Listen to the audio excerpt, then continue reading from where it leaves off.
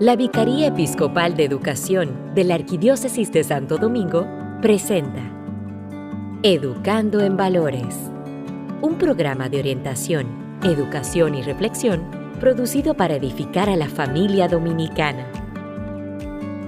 Educando en Valores.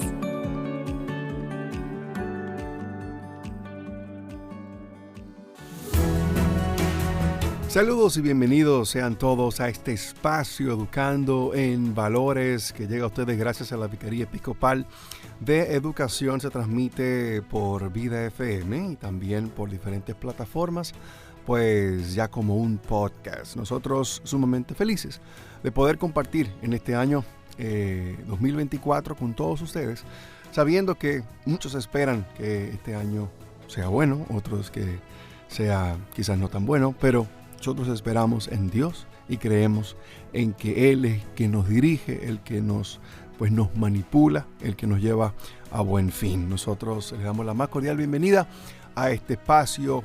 Igualmente le damos la bienvenida a nuestro queridísimo amigo y hermano Jonathan Rodríguez, productor de este espacio. Gracias, Fran. Muy contentos de estar este año que inicia junto a ti, junto a las personas que nos escuchan. De verdad, para ti y para todos los que nos escuchan, quiero desearles un grandioso año 2024. Que el Señor realmente traiga las bendiciones a cada una de las personas según lo que necesitan, según lo que cada persona anhela, y que esté dentro de los planes de Dios para que así podamos vivir una hermosa relación de amistad con Dios en este año, y también una hermosa relación con los demás, con tus hermanos en este año, y que podamos poco a poco ir cumpliendo las metas que nos hemos trazado. Educando en Valores. En el nombre del Padre, del Hijo, del Espíritu Santo. Amén. Comienza, Señor, este nuevo año. Lo ponemos en tus manos, Señor. Tu Padre amoroso, que velas por cada uno de nosotros y estás por encima de los límites del tiempo y del espacio. Sabes qué necesitaremos en este año que inicia. Nos abandonamos a tu misericordia, a tu providencia, que sea lo que tú dispongas, Señor. Aumentanos nuestra fe, que seamos capaces de descubrir tu presencia a nuestro lado. No permitas que nada nos separe de ti.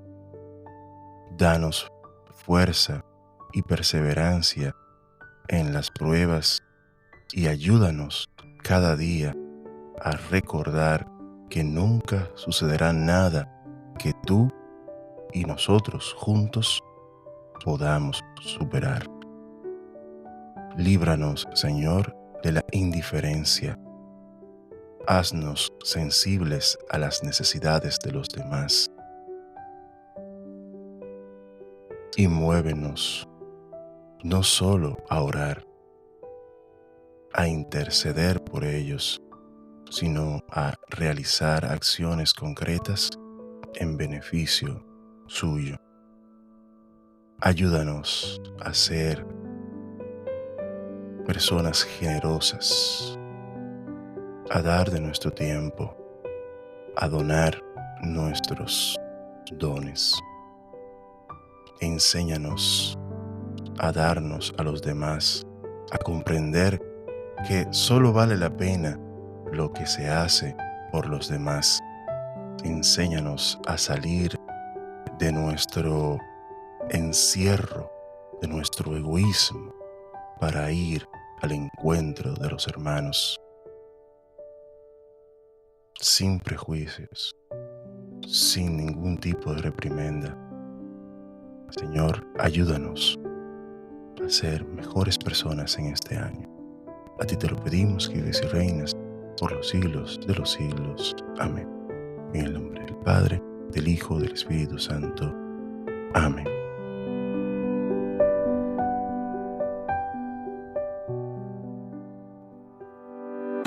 Estás escuchando Educando en Valores.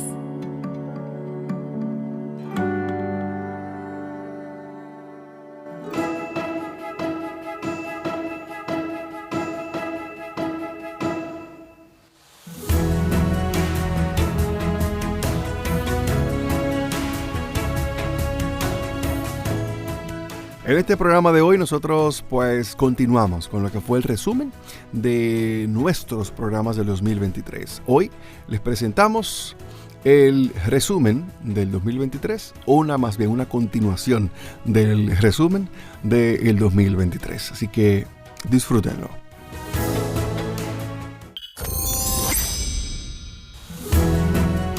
Ya hemos pasado por enero, febrero, marzo y ahora saltamos al mes de mayo, donde tratamos el tema de la relación maestro-alumno, dado que desempeña un papel fundamental en el proceso de enseñanza y aprendizaje. La forma en que los maestros se relacionan con sus alumnos puede tener un impacto significativo en su desarrollo académico, emocional y social. Nos acompañó con una majestuosa explicación y disertación el doctor Julio Leonardo Valerón.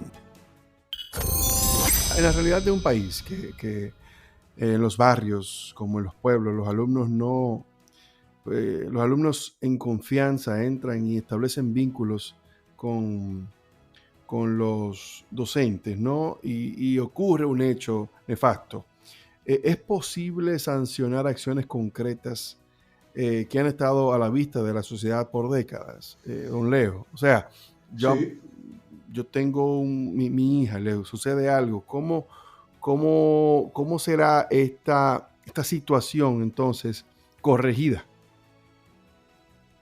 Mira, aquí hay un tema complicado y que tiene muchas complejidades, porque ya nos estamos metiendo en el ámbito, vamos a llamar así, de la moral, de las relaciones que pueden establecer.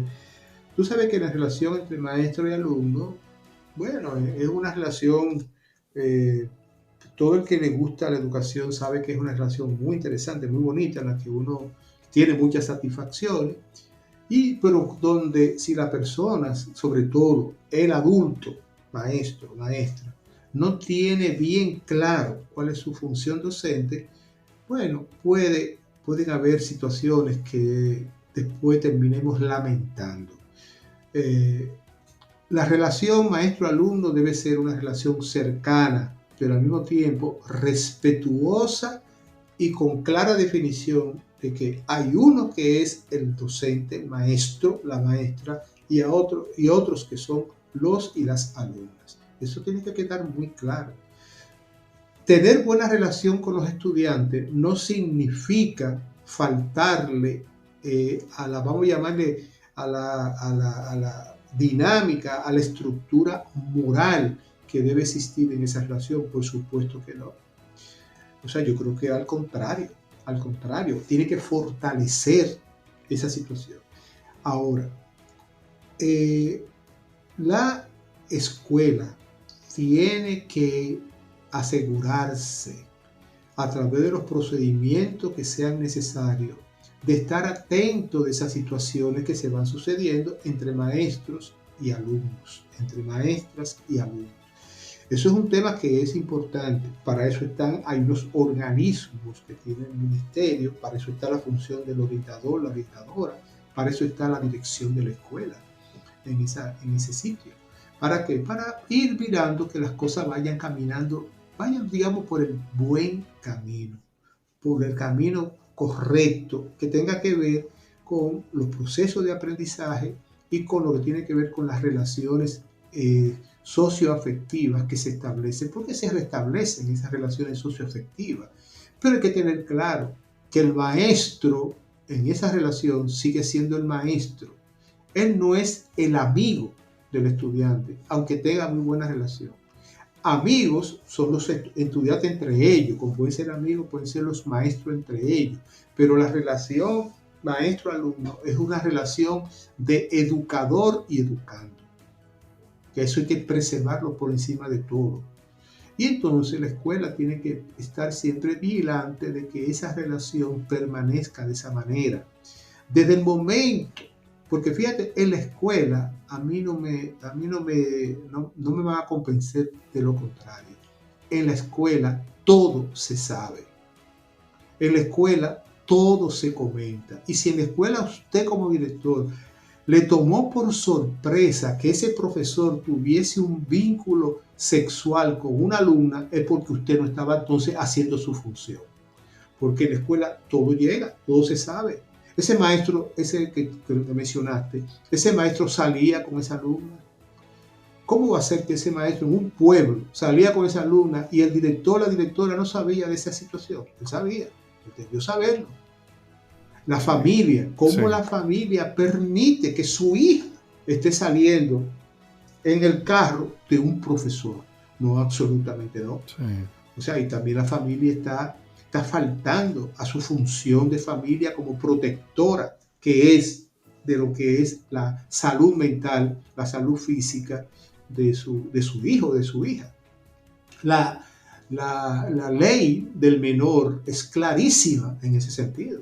Es muy clara. Entonces no hay que alegar, no se puede alegar ni desconocimiento, como no se puede alegar porque, bueno, lo que pasa en la escuela es que si normalizamos ese tipo de situación, si nos hacemos de la vista gorda de esos maestros que comienzan a tener ese tipo de relación con los estudiantes, ya con más íntima, si lo normalizamos, entonces nos vamos a encontrar ante situaciones como esa.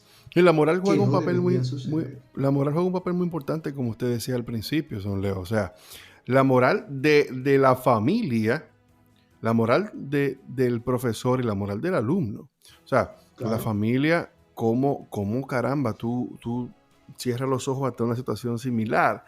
O sea, previo a la situación, previo al acontecimiento. O sea, ¿qué está pasando también en las familias que no hay una actitud correcta frente a ese comportamiento del niño? O sea, igualmente aquí va un mensaje a los padres y a las madres que escuchan este espacio, que lo escuchan a través de podcast o a través de la misma emisora Vida FM, ¿qué atención le estás poniendo a tus hijos? Porque muy bien ahora ha pasado una situación también con un famoso influencer que le llaman el doctor, que también su hijo se ha metido hasta en la cárcel actualmente. No vamos a entrar en ese tema, pero ahora que aprovechamos el punto aquí de las familias, es sumamente fundamental. O sea, mucha gente se desliga de los hijos porque están en el colegio. Tú tienes que saber qué está pasando en el colegio. Tú tienes que ir a visitar, tú tienes que ver cuáles son los compañeros, tú tienes que ver cuáles son los familiares de los compañeros, tú tienes que ver quiénes son los profesores de quienes están entregando, a quien tú le entregas a tus hijos. ¿Quiénes son esas personas? Siempre hay ejemplos que son buenos cuando uno toca estos temas. Hace muchos años, cuando uno de mis hijas, la hija mía estaba en el bachillerato, ya había terminado el bachillerato, y tú sabes que cuando termina el bachillerato se hacen un viaje los estudiantes, se van a un resort, en los colegios sobre todo, se van a un resort y eso. Uh-huh. Yo recuerdo que cuando yo llegué al colegio a llevar a mi hija, una persona amiga mía, que su hijo también estaba ahí en ese grupo, ella me comenta como con cierta, yo no sé si con cierta ingenuidad, ella me comenta que bueno, que ella le puso en la maletica a su hijo, le puso una botellita de ron y le puso preservativos. Yo a esa persona, que somos amigos, yo le dije, óyeme, fulana, te voy a decir una cosa. Ella era la mamá del muchacho. Te voy a decir una cosa. Si me entero de que tu hijo se puso de freco con mi hija o con las amigas de mi hija, tú y yo vamos a tener problemas. Uh-huh. ¿Cómo? Pero Leo, ¿cómo tú me dices eso? Pero tú le estás diciendo a tu hijo. Tú le estás dando permiso. Le estás dando un permiso. En vez de decirle a tu hijo, claro, disfruta, pero cuida a tus amigas. No, tú le estás dando a él el asunto de decirle, toma, ten relación, pero cuídate. Sí. Óyeme, en vez de decirle, sé serio con tus amigas, cuida a tus amigas, protege a tus amigas. No. tú lo estás incentivando a una serie de cosas. Y se lo dije muy claro, ojalá que no suceda nada, porque te voy a decir una cosa, te voy a armar un escándalo y yo no quisiera hacerlo. O sea, yo tengo que estar atento a lo que está pasando, porque Claro, a veces a la escuela claro. se le pueden escapar las cosas, se le puede escapar, posiblemente se le escapan algunas, sí, pero yo tengo que estar como padre también atento a mis hijos, a la salud, y yo sé que no voy a poder estar en todos los sitios que mis hijos se mueven, sobre todo cuando van creciendo. Después que los muchachos crecen, tú no vas a estar en todos los sitios que ellos están. Ahora, yo trato de darle una educación basada en una serie de valores para que ellos sepan manejarse en la vida. Y tú sabes lo que yo digo, yo cruzo los dedos, yo digo, ojalá que funcione. Es decir, yo hago ese esfuerzo y al mismo tiempo cruzo los dedos diciendo, espero que funcione, sabiendo que ellos van a estar expuestos a situaciones muy complicadas, muy complicadas. Pero yo como padre, yo tengo que estar siempre presente cuando mi hijo me necesita para poder comprender las cosas que suceden y las cosas que le suceden.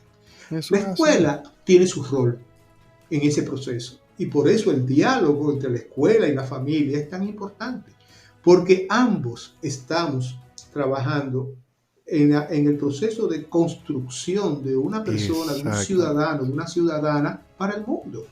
Exactamente. Entonces yo no puedo decir, no, eso es responsabilidad de la escuela y eso es, no, tenemos responsabilidades compartidas. La escuela Claro. tiene unas, yo tengo otras. Asimismo, vamos a brincar entonces al mes de junio, dado que luego de este maravilloso encuentro que tuvimos con el doctor Julio Valerón, hablando sobre la relación maestro-alumno, entonces nos tocó entonces el mes de junio celebrar, festejar lo que es el Día de los Maestros y las Maestras, y para ello conversamos con la maestra Walkiria Torres, que ella es la coordinadora de educación de los marineros de Seattle y en la República Dominicana, y el señor Moisés Paulino, el cual es maestro, comunicador y emprendedor.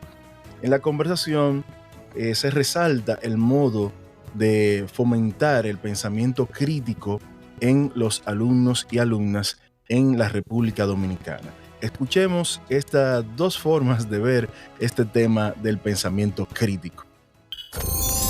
Me interesa en esta parte preguntarles a ustedes el pensamiento crítico. Hoy en día las redes sociales, los medios de comunicación no ayudan a que la persona, el joven, tenga un pensamiento con profundidad, si no se quedan en lo superfluo. Por ejemplo, 4 personas mueren en una cápsula. Cuando tú no tienes un pensamiento crítico, no vas a entender, no vas a profundizar, valga la redundancia, en de qué se trata esto, cómo es esto. Entonces, ¿cómo ustedes logran enseñarle o pudieran fomentar ese pensamiento crítico de no solamente ver un titular y compartir un titular que al final puede ser un fake news, por ejemplo? Entonces, ¿cómo podemos fomentar ese pensamiento crítico dentro del aula? Ya la enseñanza ha variado mucho a cuando nosotros, me incluyo ahí, éramos estudiantes. En nuestra época el maestro era el centro. Él se paraba en un salón de clases, traía un tema, lo desarrollaba y luego al final hacía preguntas para ver si se había entendido. Eso ha cambiado mucho. Ya ahora el maestro es un líder, pero todo en un salón de clases gira en torno al estudiante. El estudiante es el centro, es lo más importante. Tratamos siempre de crear situaciones de aprendizaje donde surjan lo que es el debate, donde ellos puedan expresarse y dar su opinión. ¿Qué tú hubieras hecho? ¿Qué tú piensas? ¿Qué tú sientes? Colócate en la situación de dame tu opinión, escucharlos y darle la oportunidad de que ellos se expresen ante cualquier situación. Es muy importante. porque así es como uno los va ayudando a que ellos vayan desarrollando su personalidad, su identidad y pierdan ese miedo a hablar y a expresarse. Porque hoy es en un salón de clases, pero mañana va a ser sentado en una oficina con tu jefe o siendo tú el líder y teniendo a tu cargo varias personas a las cuales tú vas a manejar. Entonces es eso, es crear esas oportunidades dentro del salón de clase para que el estudiante se exprese y entre ellos mismos también tengan sus propios debates, se sientan libres de decir cada uno su opinión y darles a entender que lo que ellos opinen no está bien ni está mal, se respeta y es su opinión, aunque uno después tenga que guiarlos hacia donde uno entienda que sea lo más correcto. En mi caso, querido Frank y queridísimos hermanos que están escuchando, nosotros vemos dos realidades, así mismo como decía Valkyria. Un aspecto tiene que ver con la capacidad de poder tener una postura ante situaciones ajenas, o sea, situaciones que se dan en la sociedad. Y se logra poder llevar a los estudiantes a una recreación y a una reconstrucción de situaciones. Planteándonos en algunos casos, porque realmente nuestro caso tiene que ver más con tecnología propiamente. Solemos reconstruir e incluso a nivel de tecnología rehacer para tener perspectivas distintas, recreación y reconstrucción de situaciones para que la persona pueda ampliarse. Lo demás tiene que ver unido, está un poquito unido al tema conductual interno en el proceso de enseñanza del cual estábamos hablando hace un momentito. Para que se pueda tener un pensamiento individual y también una perspectiva social de procesos en la conducta y en el proceso de aprendizaje, de actitudes, en el cual nosotros establecemos claramente en un salón de clase ante una eventualidad de conducta inadecuada, primero que el aula no es un tribunal y segundo tampoco es un congreso democrático. Esto para los procesos, porque la enseñanza de la conducta, aunque mucha gente dice no, los niños tienen que aprender conducta o los jóvenes tienen que aprender conducta en su casa y el maestro no tiene que estar ligado, de alguna forma sí, de alguna forma los procesos ayudan a la persona, al individuo a aprender.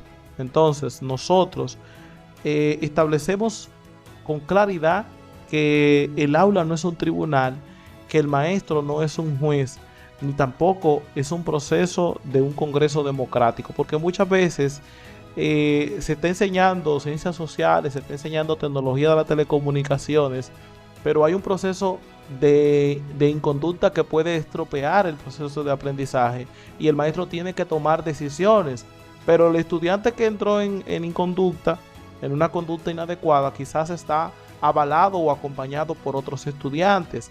Entonces nosotros establecemos con claridad que no es un tribunal en donde se le va a juzgar al estudiante, pero tampoco es un escenario de un congreso democrático en donde si 3 estudiantes entienden, o 5 o 6 o la mayoría, que ellos tienen la razón y que el profesor no la tiene, aún teniéndola, puedan variar el proceso que se corresponde. Por eso sostenemos la condición de que el estudiante aprende conducta dentro del aula, porque el estudiante es un ser integral. Entonces separamos bastante el proceso de aprendizaje de la conducta del proceso de aprendizaje de la tecnología, en el caso particular nuestro, que es tecnología lo que enseñamos, lo separamos, pero lo reunificamos en el mismo proceso. No sé si me di a entender, un poquito complicado el asunto, pero tratamos de que el estudiante pueda darse cuenta de esa realidad, de que una cosa es lo que está afuera y yo tengo que tener una postura, y otra cosa es lo que está ocurriendo dentro del aula y también se corresponde tener una postura. Muy interesante. La verdad recuerdo que fue un tema muy bueno ese que dimos con la licenciada Walkiria Torres y mi querido amigo Moisés Paulino, que le mandamos un fuerte abrazo donde quiera que se encuentre. Bueno, y el autoconocimiento, señores, es el proceso de conocerse a uno mismo profundamente, entendiendo nuestras emociones, defectos, cualidades y problemas en cualquier contexto. Con el tema del autoconocimiento hablamos sobre si las personas afectan o no nuestra vida, y para esto nos ayudó nuestra invitada, la psicóloga Teresita Suriel. Escuchemos. Sí, en nuestras relaciones interpersonales, Teresita, tenemos personas que muchas veces nosotros nos quejamos de que nos afectan, nos hacen daño o de alguna manera hasta nos controlan o manipulan. Ujú. Y aquí está el asunto de los límites en las relaciones interpersonales. Nosotros deberíamos tener o poner límites en nuestras relaciones interpersonales. Tú te las pones tú, entonces debes ponérselas a los demás. Y porque eso te digo, nadie te hace daño. Eso es muy difícil de entender porque, como te digo, estamos acostumbrados a buscar culpables. Nadie quiere responsabilizarse por su vida, como te digo. Por eso te dije desde ahorita que nuestro trabajo es hacernos cargo de nosotros, en todos los sentidos. Cuando nos hacemos cargo de nosotros dejamos de buscar culpables y de echarle la culpa a los demás. Sorry. Nadie te hace nada. Tú eres el responsable de tu vida. Nadie puede tener tanto poder sobre ti. Si tu felicidad o tu estar contento, si tu desarrollo profesional, personal, está en la mano del tráfico, está en la mano del amigo que te hizo aquello, de la pareja que tú dices que te hizo aquello. Entonces, ¿en manos de quién está quién es el dueño de tu vida? Tu bienestar no puede depender nunca de nadie, porque entonces quiere decir que tú nunca vas a estar bien. Porque las personas, cada quien es único y vive como vive y hace las cosas como las quiere hacer. Entonces, si tu vida se va a basar en pensar que tú vas a estar bien cuando tu amigo sea de tal manera o hable de tal manera, cuando tu pareja haga esto o aquello, se comporte de esta otra manera, cuando tus padres te traten de esta otra manera, cuando tus hermanos sean de otra manera, entonces es triste, porque entonces tú vas a ser una persona infeliz la vida entera, porque nadie nunca va a ser como tú quieres, va a actuar como tú quieras, va a hacer lo que tú quieras, ni te va a dar lo que tú quieras. El único que se puede dar y puede construir y construirse eres tú a ti mismo. Somos nosotros a nosotros mismos. Mientras estemos en ese afán de como te dije, de buscar afuera lo que tenemos adentro, nunca vamos a estar bien ni a sentirnos realizados. Y nos vamos a pasar la vida en eso. Nos vamos a pasar la vida buscando de infierno a infierno, pero siempre vamos el mismo demonio. Interesante todo esto porque hay que conocerse. Realmente vivimos en un mundo que a veces damos por hecho, por sentado, lo más esencial y todo empieza por conocernos. Pero de ahí vamos a saltar al mes de octubre, donde abordamos el tema de los nuevos medios de comunicación y cómo afectan la información veraz.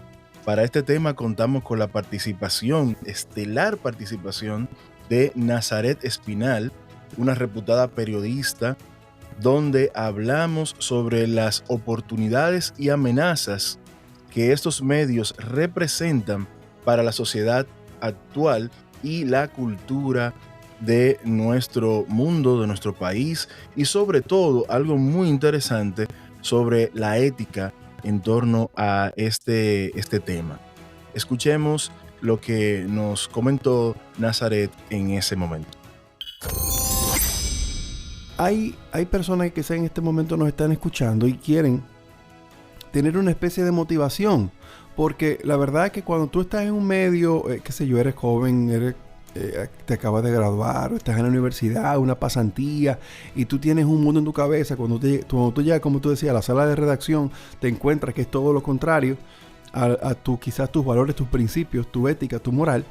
Entonces, ¿cómo yo puedo motivar a estas personas que vienen nobles, con un corazón agradable a Dios, pero se ven con la situación de que se encuentran un jefe de redacción, se encuentran un productor, un director de un espacio, de un programa que va en contra de sus principios? O sea, para enfrentar esos desafíos, ¿cómo nosotros podemos abordar esto? Para enfrentar esos retos que aparecen y que están, para así preservar la veracidad de la información y la veracidad de mí como persona, y no verme entonces pues a un lado del camino real que es de Jesús. Yo voy a decir algo. Esto es una frase difícil porque la palabra de Dios, la misma palabra de Dios, nosotros lo sabemos como católicos, se lee a la luz de la tradición y del magisterio, ¿cierto? Nosotros no lo tomamos literal. Entonces, lo que quiero decir, no quiero que lo tomen literal. Y voy a hacerlo con un ejemplo. Primero voy a hacer una definición breve y luego lo voy a ejemplificar con algo que yo misma viví. Cuando el Señor nos va confirmando lo que va queriendo de nosotros. Y va, como dice una frase de la hermana Glenda, Dios te hace desear lo que Él te quiere regalar. Y tú, por eso, nosotros hablamos del tema de la vocación. Y ciertamente la vocación tiene que ver mucho también con la voluntad de Dios, pero hay una libertad. Nosotros respondemos desde la libertad a esa voluntad de Dios. Y la voluntad de Dios es que nosotros seamos santos, como decía Fran.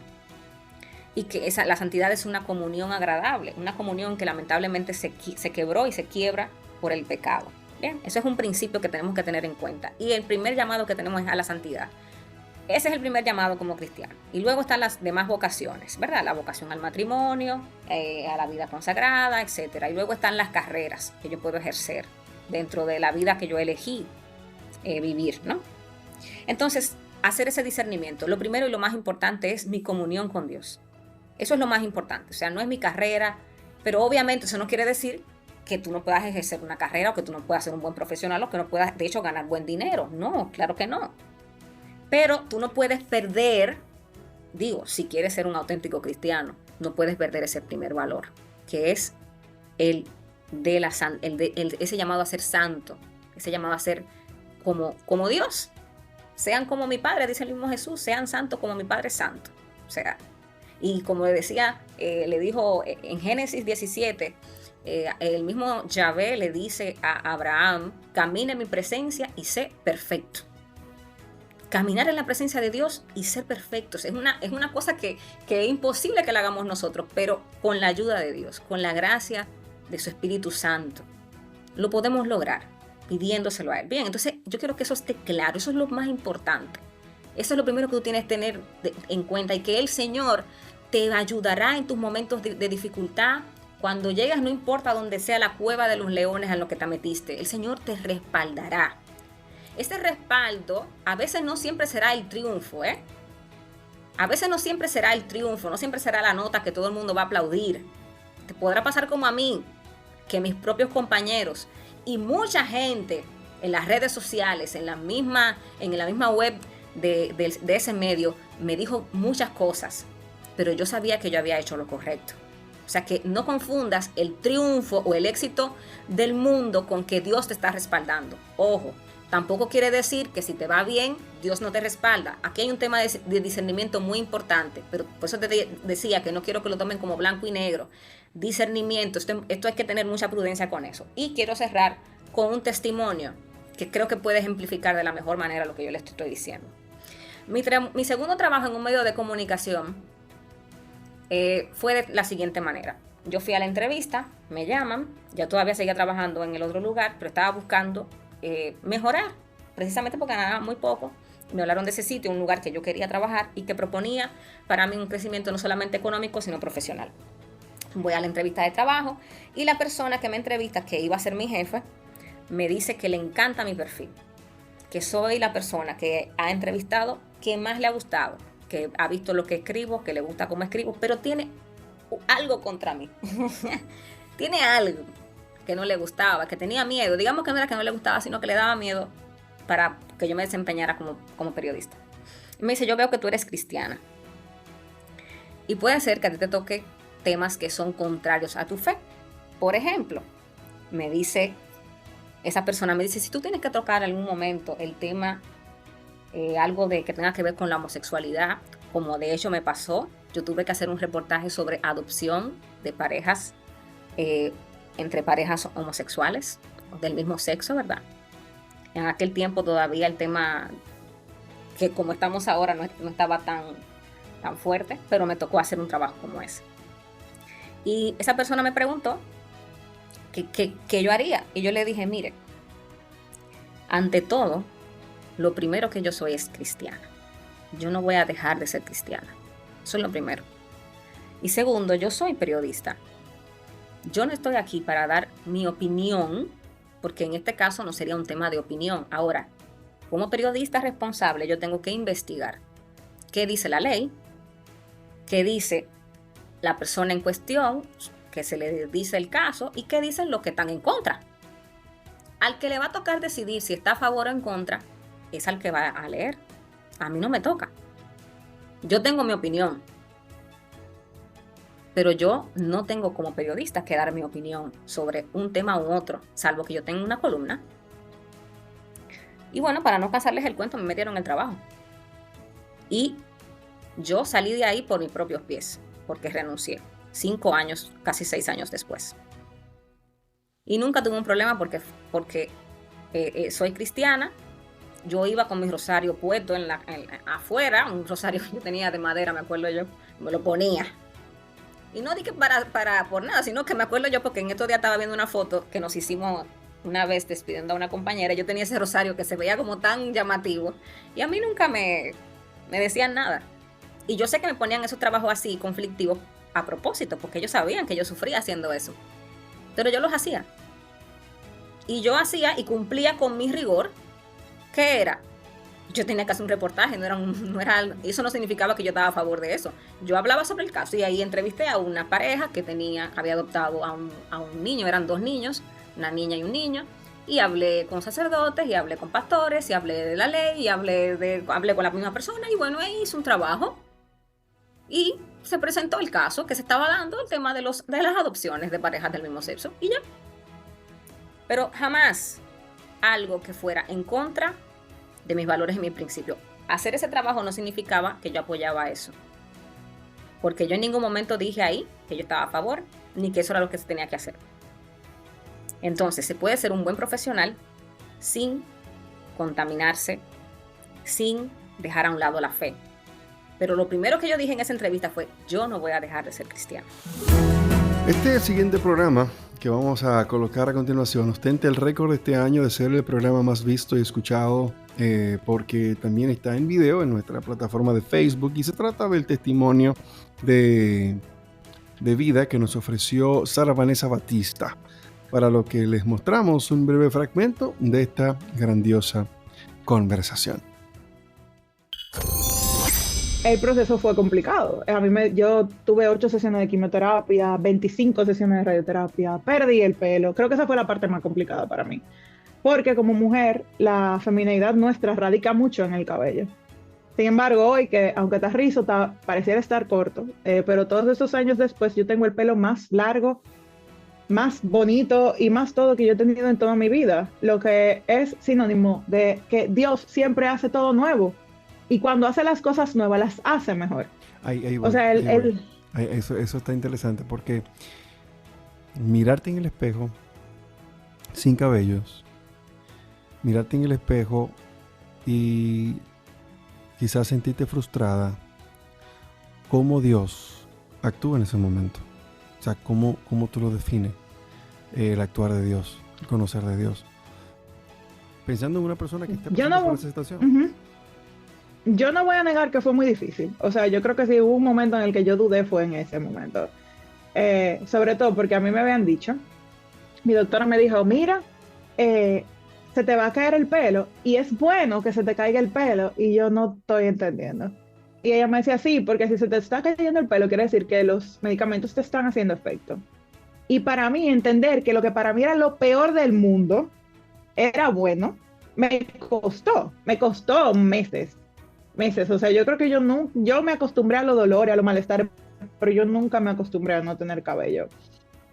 Y eso, que yo me acuerdo que yo cumplo años en diciembre.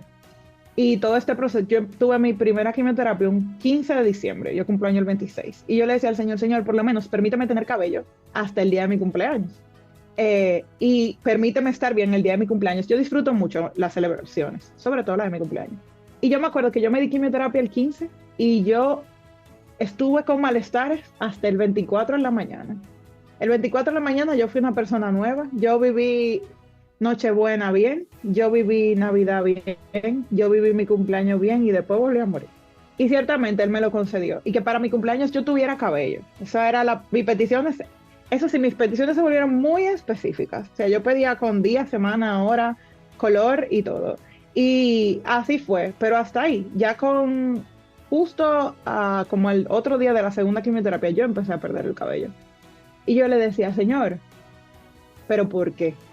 Sin embargo, la respuesta de Dios no fue, no te voy a hacer no perder el cabello. La respuesta de Dios fue, voy a mandar gente que te va a ayudar. Y yo tuve una amiga que se cortó el pelo para mí. Me dijo, mira, para que te hagas una peluca. Otra amiga que hoy es mi comadre, que se había cortado el pelo hacía muchísimo tiempo, lo había guardado y no habían conseguido a quién dárselo, y me dijo, mira, para que te hagas una peluca. Y una hija de una amiga de mi mamá me dijo, mira, para que te hagas una peluca. Y cuando llegué al sitio, la señora que iba a hacer la peluca me dijo, ¿tú tienes cáncer? Y yo, sí. Me dijo, pues mira, yo le prometí a Dios que me sanó, que si aquí venía alguien enfermo, yo no le iba a cobrar la peluca. Yo simplemente te voy a cobrar los materiales. O sea, a mí me pasaban un sinnúmero de cosas que no tenían explicación humana alguna, que era lo que me ayudaba a mantenerme firme, porque Dios se mantenía fiel conmigo, porque mis necesidades tenían respuestas. Dios no es un Dios que te manda las pruebas y te dice, bandéatela. Dios es un Dios que te manda que cuando más está contigo es cuando te manda la prueba, porque Él te manda la prueba y te dice, la vamos a superar, pero juntos. Señor nunca me dejó sola. Y a la Virgen yo respiraba y decía, por favor, Virgen Santísima, y se solucionaban las cosas. Es muy bonito, desde esa perspectiva es muy bonito, porque probablemente hoy yo sana, no tengo ese nivel de que está mal por mí, no por Dios. No tengo quizás ese nivel de confianza que yo tenía en ese momento, ni ese nivel de abandono. Pero a veces hay que tocar fondo, porque es la única manera en la que uno verdaderamente se abandona a Dios. Cuando no hay de otra, que uno dice ya, hasta aquí, pues a veces el Señor tiene que provocarnos esos ya, hasta aquí, para que nosotros ciertamente nos abandonemos a Él. Uno se pasa la vida escuchando que cuando a ti te pasa algo difícil, todo el mundo se aleja y solo quedan tus verdaderos amigos. Eso es una mentira. Uno cosecha lo que uno siembra. Y cuando uno sabe sembrar, en los momentos difíciles va a cosechar el 100 por 1. Y arranco diciendo eso porque yo tengo una red de apoyo. Yo tuve una red de apoyo que era fantástica, o sea, era genial. Yo recuerdo mi primera quimioterapia, que duraba 8 horas porque era la más larga. El centro fue un desfile de gente, de amigos que llegaban, de mis hermanos de comunidad, que, ay, a mí me gustan los globos, que se aparecían con un globo, ay, la otra que a mí me gusta leer, se aparece con un libro, el otro con una caja de chocolate. O sea, me acuerdo que la enfermera me decía, te estamos permitiendo todo esto porque es la primera, pero aquí no se puede estar hablando. O sea, todo el día fue ellos mandándome a callar. Y yo no sé dónde yo estaría si yo no tuviera mi comunidad, porque mi comunidad era la que rezaba por mí cada vez que yo gritaba. Cada vez que yo decía, yo estoy antojada de una pizza hoy, aparecía alguien que me la traía. Cada vez que yo decía, ay, yo tengo quimioterapia mañana y para poderme dormir en la quimio, yo necesito hoy, miércoles, día antes de trabajo, pasármela despierta de noche. Va a ver, vamos a juntarnos en tal sitio. O sea, no es solo que es importante, no es solo que recen por ti, sino también que estén para ti. Una vez es como católico, se pierde un poquito en eso. Sin embargo, el proceso de estar, a veces uno no necesita, porque uno, en mi caso, y gracias a Dios, porque él tal vez también lo proveyó, yo no necesitaba dinero, probablemente, pero uno a veces no necesita eso, uno necesita presencia, uno necesita que una gente te escriba, y uno también tiene que ser lo suficientemente maduro como para saber que la gente quisiera estar arriba de ti todo el día, pero también la gente tiene cosas. O sea, no puede ser motivo de molestia que hoy a mi hermano se le olvidó preguntarme cómo yo estaba. Yo creo que o sea, el tacto con el que todos hacían las cosas, con el que se buscaba la manera de que yo pudiera asistir a las actividades. Yo me acuerdo que esa cena de Navidad de ese año, yo estaba loca por ir, pero me puse mala después de la quimio y no pude. Y mis hermanos de comunidad me guardaron cena y el otro día vinieron y me la trajeron porque yo quería cena. O sea, son lo mismo que mencionaba Fran ahorita, son detalles. Son detalles de Dios, pero son detalles del hermano. En esto los conocerán, en que mírenlo cómo se aman. La única muestra que nosotros tenemos hacia el mundo es amarnos. Yo aprovecho el espacio para decirle que estoy inmensamente agradecida con todos. Porque yo estoy segura de que crecí. Yo estoy segura de que crecimos juntos, porque a veces uno piensa que el enfermo es el que más padece. Sin embargo, una de mis mejores amigas, que es mi hermana de comunidad también, que es médico, o sea, saber que ella tenía que hacer de médico y de amiga no es fácil. O sea, también ponerse los zapatos de los otros, saber que para el otro pensar que, porque a uno le dicen cáncer, muerte. O sea, esos son dos pensamientos que van juntos. También el otro está sufriendo de cierta forma. Y saber uno que esa gente también pone el sufrimiento que siente a un lado para poder consolarte a ti, eso es invaluable, eso es totalmente invaluable. La comunidad es sumamente importante, el apoyo de la comunidad es sumamente importante, el papel que juega la iglesia es sumamente importante.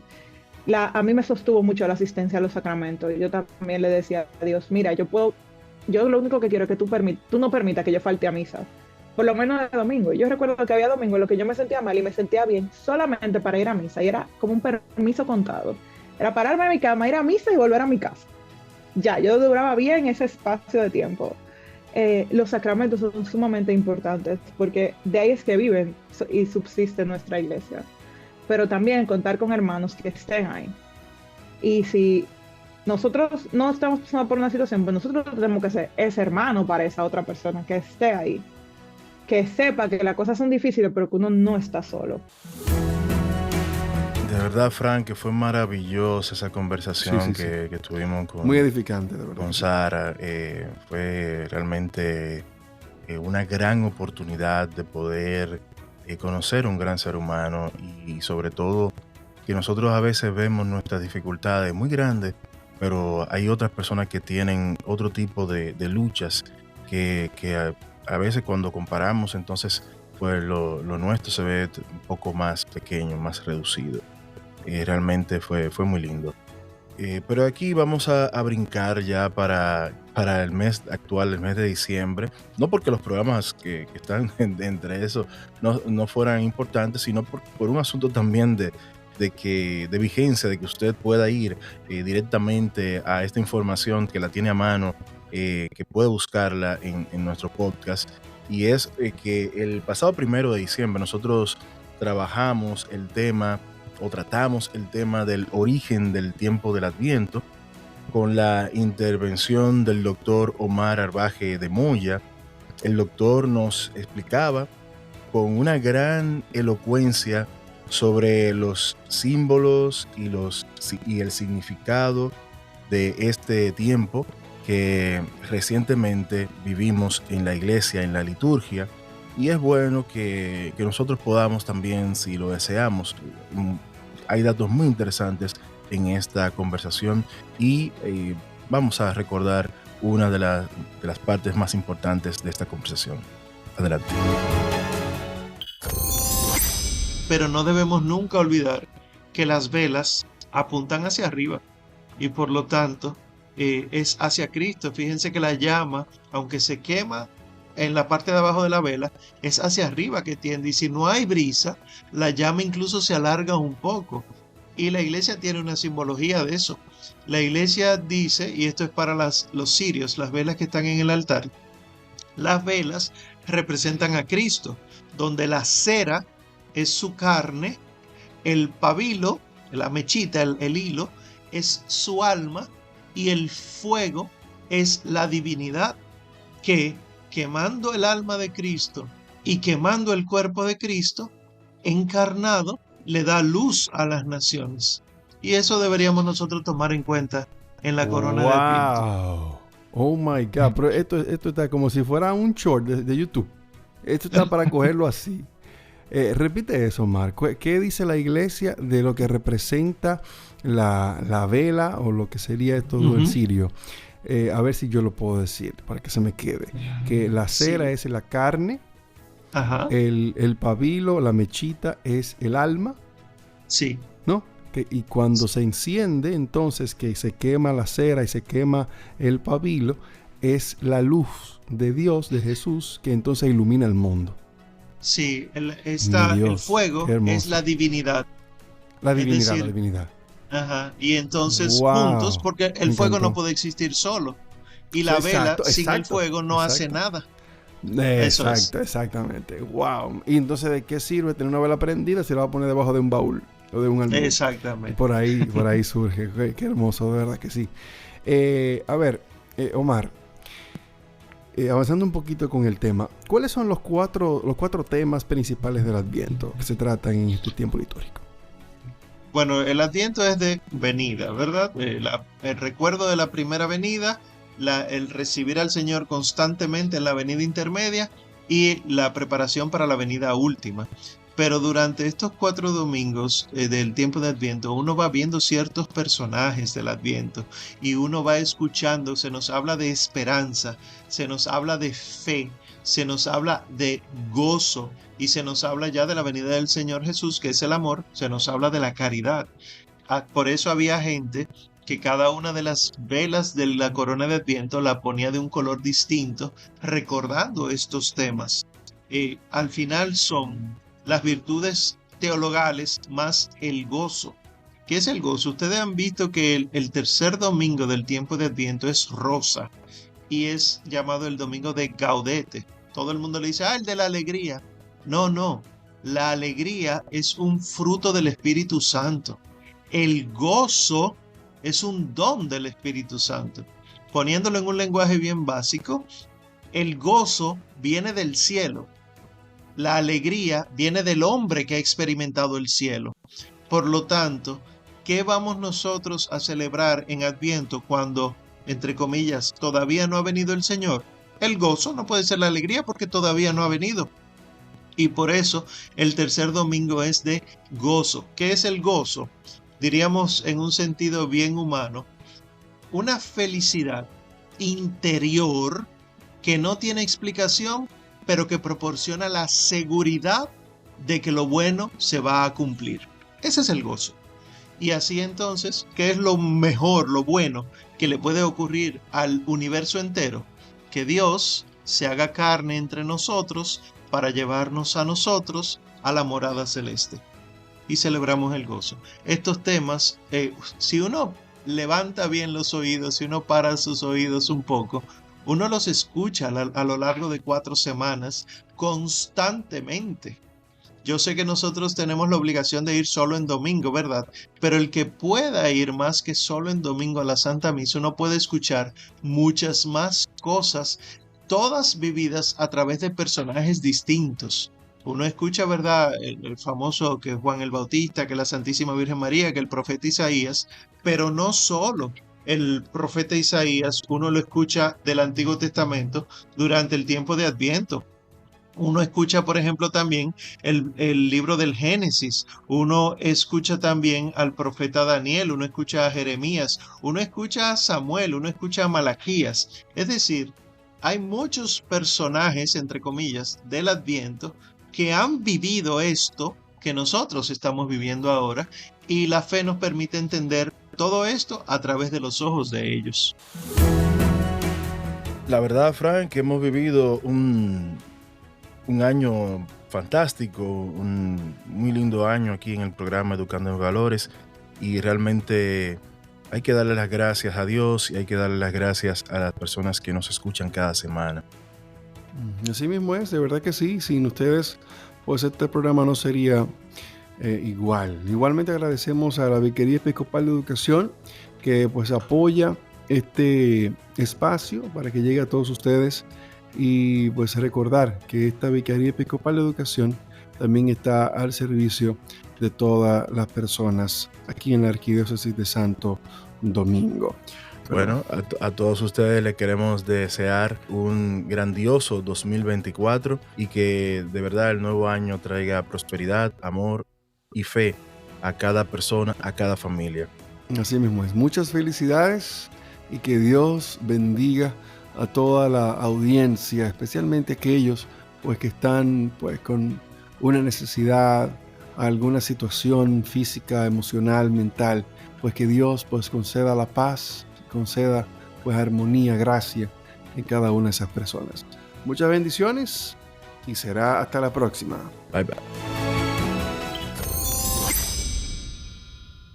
La Vicaría Episcopal de Educación de la Arquidiócesis de Santo Domingo presentó Educando en Valores.